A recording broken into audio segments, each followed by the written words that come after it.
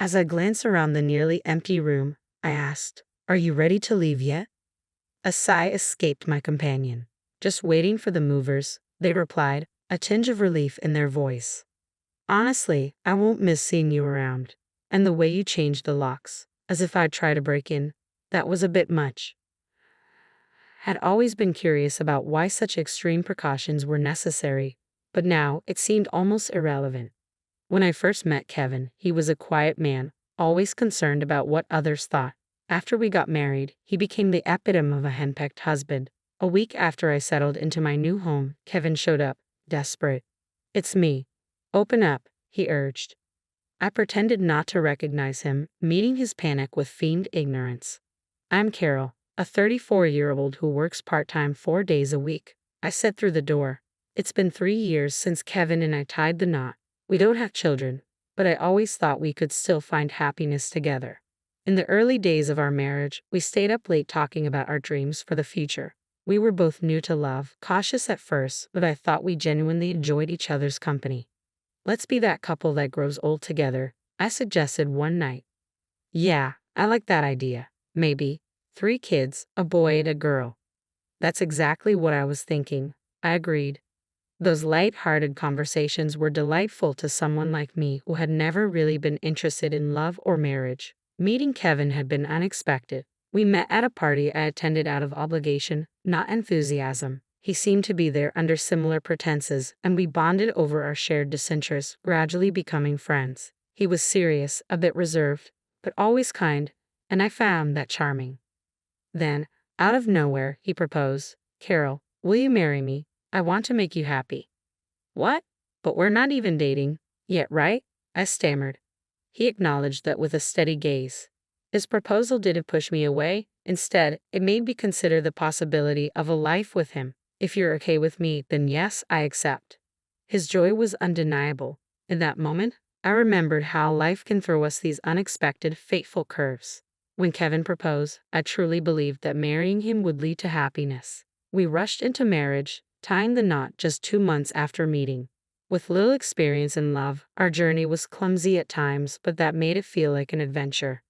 However, about a month after we moved in together, I started noticing the growing gap between my expectations and the reality of our marriage. One day, Kevin approached me with a seriousness more intense than usual. "Carol, there's something I need to talk about," he said gravely. I was startled when he asked me to quit my job and become a full-time homemaker. It was unexpected. He had never shown dissatisfaction with my working before, and this marked the beginning of an odd shift in his behavior. "Why would you ask that?" I questioned, confused by his sudden change. "When you work, it makes me feel unneeded," he confessed. "Did someone put that idea in your head?" I asked, trying to understand his insecurity. "No," he replied, "but at my company, all the other men's wives stay at home. It's just how things are there." I had made it clear from the start that I intended to keep working, especially since saving money was crucial to our plans. But we agreed I would continue working after we got married, didn't we? I reminded him. "I know," he said, "but as my wife, I hoped you'd consider my feelings," Kevin said, though it was clear his concern was more about meeting social expectations than our mutual happiness. "Why not just pretend I've quit? There's no need for me to actually leave my job," I suggested, reluctant to give up my career. But Kevin's anxiety about appearances only deepened. "If things don't change, I'll be ridiculed by my colleagues and bosses. I'm supposed to be the head of this household, aren't I? Please just do as I ask," he insisted, unwilling to listen to my reasoning. "I can't make that decision right away," I replied, needing time to weigh my options. "All right," he said, though his tone carried an undercurrent of urgency. "But please decide soon." I knew I couldn't let this issue drag on for long. I feared what might follow if I didn't act decisively. Seeking advice, I turned to my boss, Madison. Madison had been an administrative assistant since high school and had faced a similar situation with a controlling ex-husband, which ultimately led to her divorce. Now she was a dedicated single mother, resilient and independent, and someone I greatly admired. "That must have been tough," I said, voicing my thoughts as I reflected on her strength. Divorce had crossed my mind too, but I wasn't ready to take that step. Kevin and I were still new to marriage, and I wanted to believe we could navigate this. "It's tricky being newlyweds," I admitted, pondering the weight of quitting my job. "I haven't fully thought it through. but leaving my position would make it hard to find a replacement. I want to find a way to keep working, if possible. Madison, who had become a mentor to me, listened intently. I don't plan to quit immediately, I continued. Maybe I could stick with my part-time schedule for now. Switching to full-time might attract too much attention from Kevin. That sounds like a smart move, Madison agreed, her support steady and reassuring. If he still objects, you could propose officially reducing your hours to part-time. That might give you the flexibility you need. That's a sensible plan, I said, relieved to have a clear strategy. Remember, Madison added with a warm smile, you can always count on me for advice. I'm here to support you, Madison reassured me, offering a lifeline in the turbulent sea of my marital issues. Thank you, I really appreciate it, I replied, grateful for her understanding. As our conversation deepened, Madison shared how her ex-husband had also changed drastically after they married, a situation eerily similar to mine. This revelation was eye-opening. I hadn't considered that some men could transform so completely after marriage, becoming almost unrecognizable from the person they once were. Seeing my circumstances through this new lens, I began to wonder, had I been misled? Despite countless discussions, Kevin and I remained at an impasse. Isn't it a woman's role after marriage to support her husband and manage the household? He argued, clinging stubbornly to outdated norms. What era are you living in? I asked, disbelief washing over me. Nowadays, it's normal for both spouses to work. Maybe for other couples, he said, trying to persuade me, but we're different. You see that, don't you? I understand where you're coming from, but I can't agree with it, I responded, stating my ground. Please try to see things from my perspective. Kevin, however, persisted, pressuring me daily to quit my job. His efforts were relentless, but I wasn't ready to give in. I consulted Madison, and together we came up with a plan. I would officially resign, but in truth, I would continue working part-time. Thankfully, Madison understood my situation and adjusted my hours to accommodate this secret arrangement. I've resigned from my job just as you wanted, I told Kevin, keeping up the facade. Really, he asked, a wave of relief washing over his face. Thank you. Now I can finally feel more secure at work. His reaction confirmed what I had suspected all along. Kevin was more concerned about appearances than our relationship. The man I thought I had married was slipping further away, leaving behind someone obsessed with how others saw him. I had hoped that this deception would protect both my independence and our marriage, but it soon became clear that my hopes were misplaced. Despite our so-called new beginning, Kevin continued to exert control over me, venting his frustrations in subtle, oppressive ways. Then one day, without warning, he sprung another demand on me. A junior colleague is coming over today, he said nonchalantly. I need you to host, Kevin said abruptly over the phone. I had no idea, I replied, caught off guard. Sorry, it was a last-minute decision. Just keep it simple, please. Get everything ready. Before I could respond, he hung up. Determined to fulfill his request, I hurried to prepare drinks and snacks. I thought I had done enough. After all, he'd said to keep it simple. But when Kevin arrived, he looked displeased. Didn't I ask you to prepare for today? He chided, his tone sharp. You said to keep it basic, and I did exactly that. What's the issue? I asked, genuinely confused by his reaction. This reflects poorly on me, he muttered, ignoring my question. I need you to fulfill your role as a wife properly. What exactly does that mean? I asked, frustration creeping into my voice. I did my best. Is there something wrong with what I prepared? No, not really, he admitted, though his expression was unreadable, a stark contrast to the kind man I had once known. From that day on, Kevin began inviting guests over almost every weekend, reveling in the social gatherings while expecting me to manage everything behind the scenes. It felt like he was trying to impress his colleagues, using me to bolster his image as a capable husband. This is getting excessive, Kevin, I ventured cautiously one evening. No, it's fine. Everyone enjoys it, and you should support my decisions. It's your duty as my wife, he insisted, brushing off my concerns. Maintaining this lifestyle was draining and expensive. How exactly am I supposed to manage all this? I asked, trying to stay calm. Stop complaining, he snapped dismissively. Any question I raised was met with the same cold response, as if my concerns were mere nagging. Every morning, I woke early to prepare breakfast, pack Kevin's lunch, and make sure his suit was pressed and ready. When I worked part-time from 9 a.m. to 2 p.m., There was barely any time to catch my breath. Despite everything, my job became a small refuge, one of the few places where I felt like myself. Carol, you seem really tired lately. Are you okay? My coworker Deborah asked one day, noticing the exhaustion I couldn't hide. Yeah, a bit, honestly, I admitted with a weary smile. If you need anything, I'm here for you, she said gently. Thank you, Deborah. You've been such a reliable support. Unlike Kevin, Deborah saw the toll it was taking on me. She also knew about my secret part-time job and kept it hidden from Kevin, offering me the quiet understanding I desperately needed. I appreciate everything, Deborah, I whispered, grateful beyond words for her kindness. I never thought Kevin would behave this way, Deborah confessed one day, her voice heavy with concern. Neither did I. I've tried talking to him, but he won't listen. We hardly have meaningful conversations anymore, I sighed, feeling the weight of it all. If only I were stronger. Don't be too hard on yourself. You're managing work and household tasks admirably. I can see how much effort you put in, and I appreciate everything you do, she said with warmth. Her kindness was a lifeline. Living with Deborah's support had been a blessing, a stark contrast to the tension I felt at home. However, Kevin grew uncomfortable with how close Deborah and I had become. That discomfort soon led him to make a shocking and sudden decision. Where's Deborah? I asked, noticing her absence one afternoon. Mom's gone, Kevin replied casually. Gone? What do you mean? My confusion grew. I thought it would be best for her to be in a facility. She's getting older, he said, as if it were the most logical thing in the world. You actually placed her in a home? I asked, my voice cracking with disbelief. Yeah, I just finished settling her in. Now I have the house to myself, he responded, almost as if it had been a routine chore. I was at my parents' house when this happened, and I was stunned that he had unilaterally decided to send Deborah away. She wasn't frail enough to need full-time care, and it quickly became clear that his decision was more about getting rid of her than concern for her well-being. When I visited Deborah at the facility, she looked surprised but not angry, just resigned. I'm sorry it had to come to this. I apologize, my guilt weighing heavily.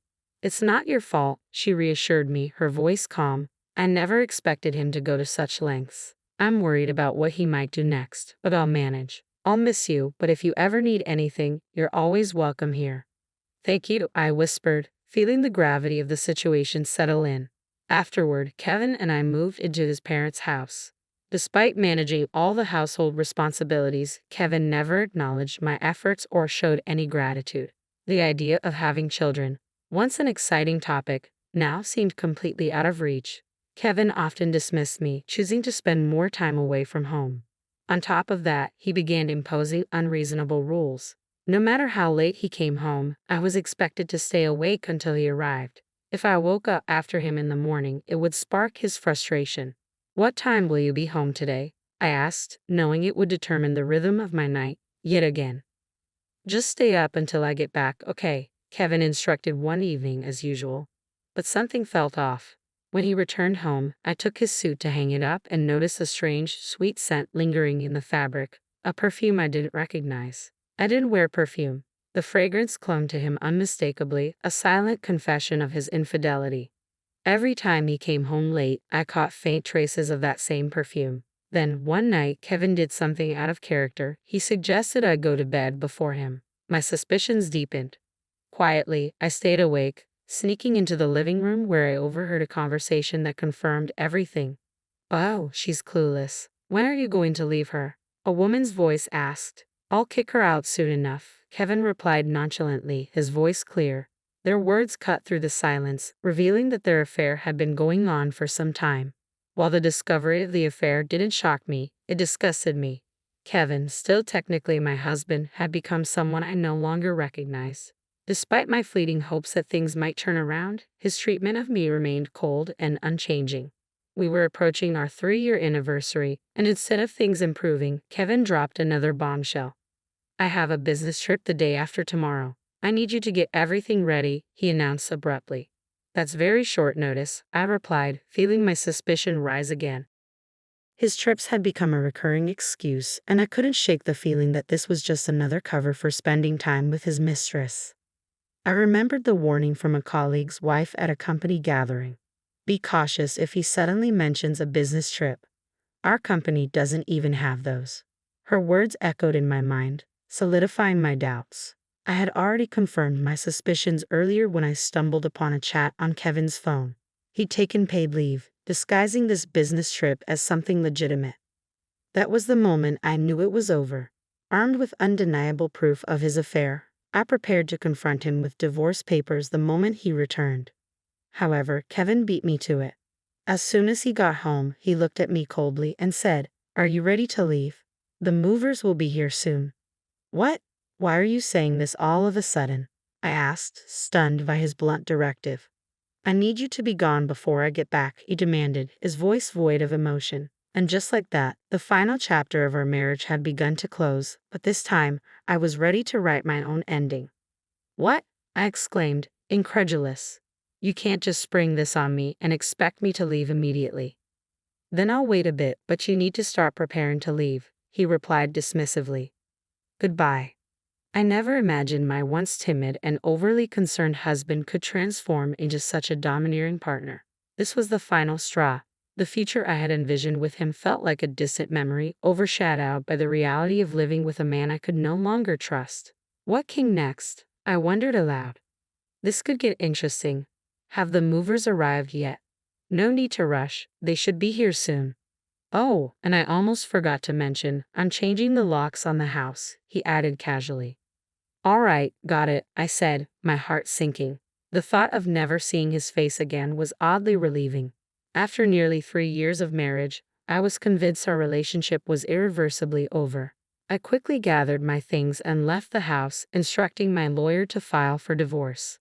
Despite our circumstances, Kevin boldly posted pictures with his mistress on social media, displaying a level of audacity I couldn't comprehend. How could he be so reckless, providing even more evidence of his affair? Even our mutual friends noticed his strange behavior, marking the public unraveling of what we once shared.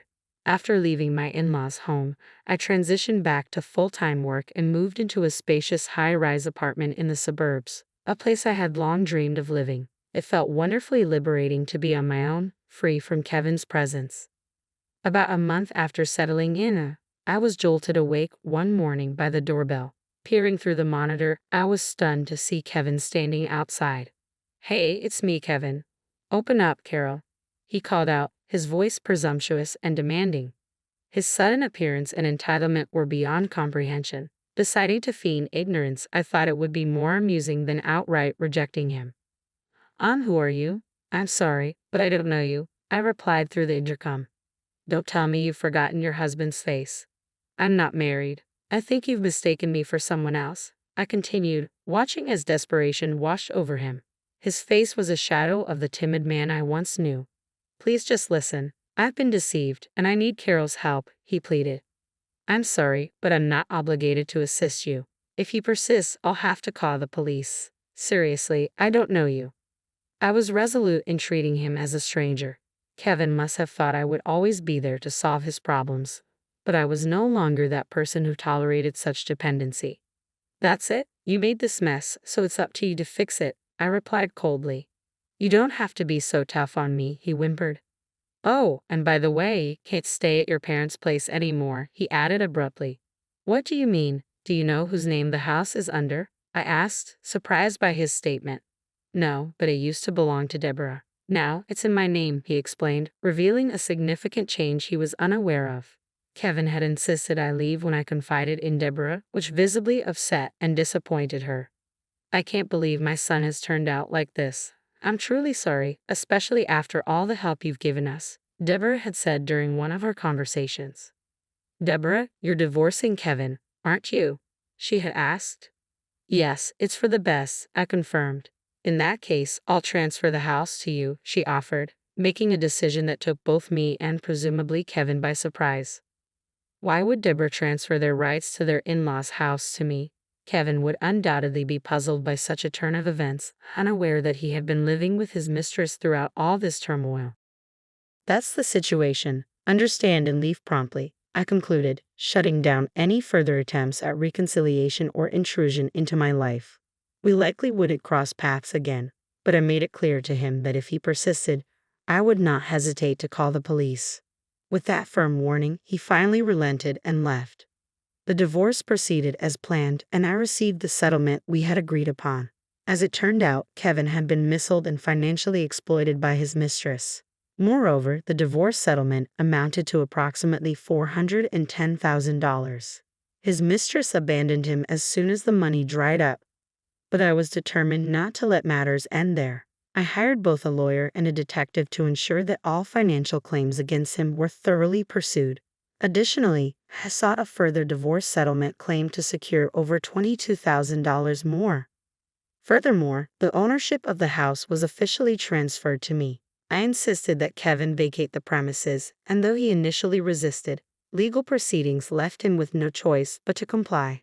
As for his current whereabouts, I remained blissfully unaware and frankly uninterested. Eventually, his company caught wind of the photos he had posted with his mistress on social media. Unable to endure the scrutiny and the unraveling of his past facade, Kevin chose to resign voluntarily. This outcome seemed inevitable given his true character. If I had one last thing to say about the entire ordeal, it would be this: I don't dwell on it. I am divorced now, and I view it as a learning opportunity, an opening to move forward positively. My bond with Deborah endures, and I intend to focus on my career independently, relishing life as a single individual and embracing all the freedom and opportunities it offers.